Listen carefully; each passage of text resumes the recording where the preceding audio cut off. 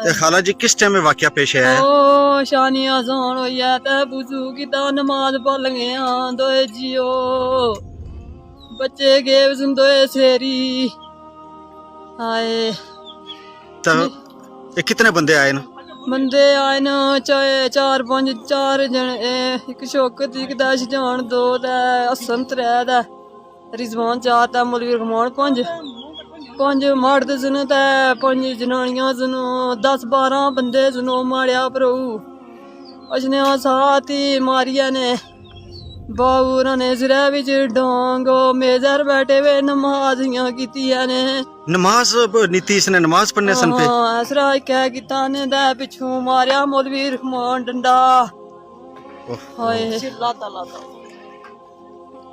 फिर चिर मुंडा उठिया उधरों मोटरसाइकिल ना आवाज आया ते नस्सन लगे सन मी मारी दे एजला टट्टे ने उसकी भी मारी दे तो भी सिर फटे उसकी भी मारी है फिर निक्की कुड़ी मगर दौड़ी है उसने बाजू बनी है न हाय जुल्म आया ना तू नठे दा मारिया ने जिले बाबू री मारने दे बेने जिंदा में पर टेणी सा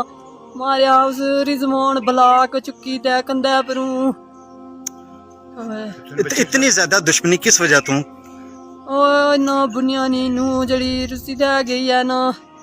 परसों चौथ जै ससू गी मारिया माड़ी ननानू नी अच्छा ते उत्थे जी ओ माड़ा निक्का बच्चा ते जिसलै उस पुप्पी गी मारिया ते ओह् बोली पिया भाई कियां माड़ी पुप्पी गी मारिया इस वजह तू ना कही भाई इस वजह तू ना गया बाबू अपने मुंडे गी नहीं पुच्छया ते असां दोए जी चढ़ोई गए वे सां घर कोई सा हाय